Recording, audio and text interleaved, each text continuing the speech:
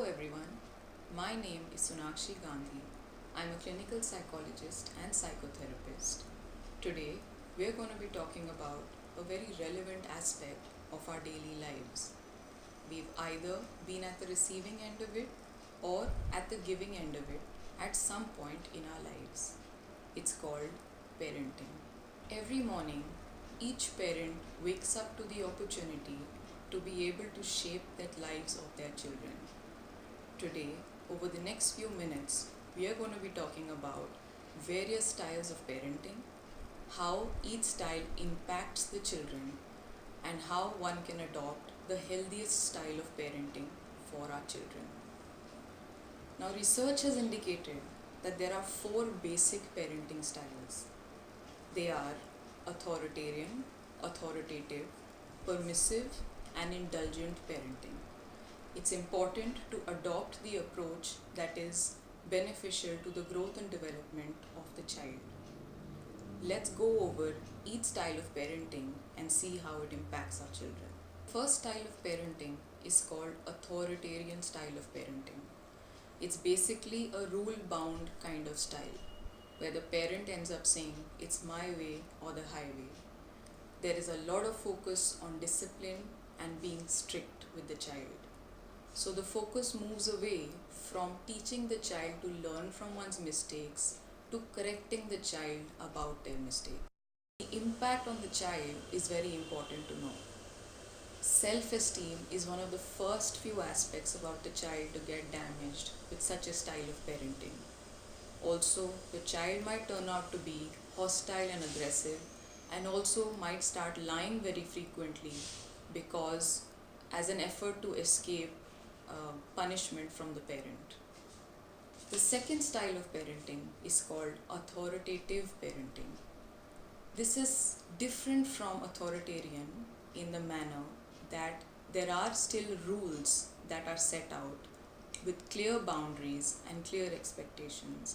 The child is expected to follow these rules. There are consequences also, but unlike authoritarian parenting, there is enough consideration and validation given to the child's feelings and opinions. It makes a lot of effort to create and maintain a positive relationship with their child. There are efforts to explain the reasons behind the rules, whether they are logical or moral, and then the child is expected to comply.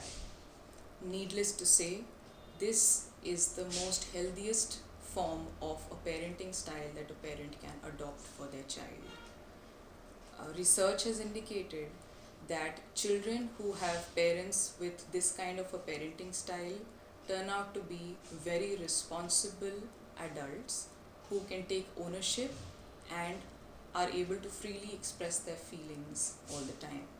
The third style of parenting is called permissive parenting. Here, rules are set, but they are rarely enforced. It's more indulgent and lenient, and forgiveness is very common. Often, one sees children throwing tantrums and parents just indulging them. This is a permissive style of parenting. Parents often feel that becoming a friend to their children instead of a parent is actually a healthy sign of parenting. It's not. It's very damaging to the parent-child relationship. A parent remains a parent no matter what. This style of parenting may encourage sharing amongst children, but it definitely does not allow parents to be able to discourage bad or poor choices that the children make in their lives. The results of this kind of parenting, the research has indicated, show that poor academic performance in children who have parenting styles that are permissive. Also, there is a lot of substance use in such children, behavioral problems, temper tantrums, and surprisingly enough, low self-esteem, which is often masked by aggressiveness, arrogance, or entitlement. The fourth style of parenting is something that we call as uninvolved parenting. There are hardly any rules with hardly any consequences because frankly, the parents don't care. There is not enough effort to find out what is happening in the child's life. There are few rules, few consequences, and hardly any guidance, attention, or nurturing. Needless to say, it's almost as if the child is expected to raise itself on its own. The issues that result out of this kind of parenting are again related to one's self esteem, poor academic performance, and a low happiness quotient. So, these are the basic parenting styles that research indicates. Out of these, the authoritative style is considered to have the best kind of impact on the child. One has to remember that not always can one fit into one style of parenting, and one has to keep shifting boundaries like that.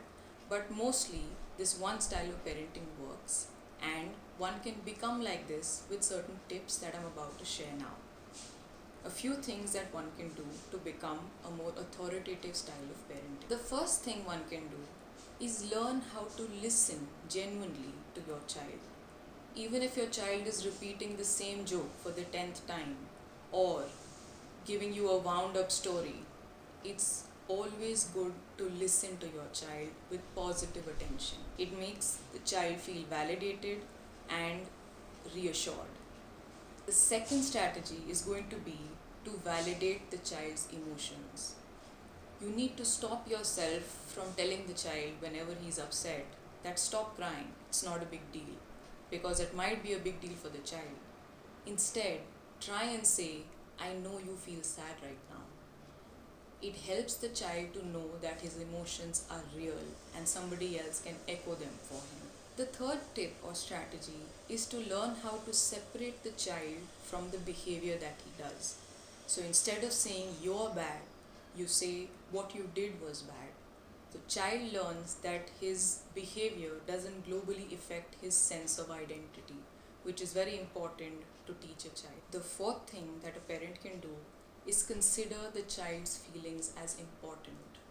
Ask them how they feel about certain changes. For example, if you're about to make a move across the country and relocate, ask the child, how do you feel about this relocation? You don't indulge the child by asking him, should I or should I not move? You ask the child for how they feel. So in that way, you're setting the boundary for the child to know that you're the final decision maker, but you're also taking his or her feelings into account. It's also important to establish clear and concrete rules with consequences. For example, when you say go to sleep because I said so versus saying go to sleep because it's important for your brain to grow. So you're giving logical reasons behind your rule. It's also important to use consequences that are rational. So for example, if a child ends up overusing his TV time, the consequence for that can be to take away his TV time for the next 24 hours. Of the consequence very sensitive. So you don't give a consequence that is without a timing, you always give a consequence that has a particular time attached. The next thing that's very important also, and something that authoritative parents often use, it's called a reward system. So basically, you use reward systems to inculcate specific behaviors in children. For example, if a young preschooler is not able to go to his own room to fall asleep every night, you create a chart with stickers given for every successful night in his own bed. The stickers at the end of the week can be exchanged for something that he might want to do, some kind of a reward. Please remember, the reward should be non-materialistic as much as possible and experience-oriented.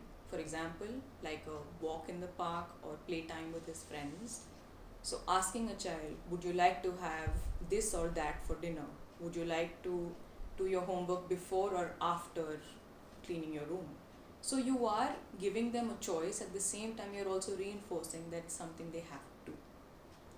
Finally, quality time with your children is extremely important. Don't let the chores of the house, your own work, their homework take precedence over this. Remember that it's always easier to build up a child than repair damaged adults.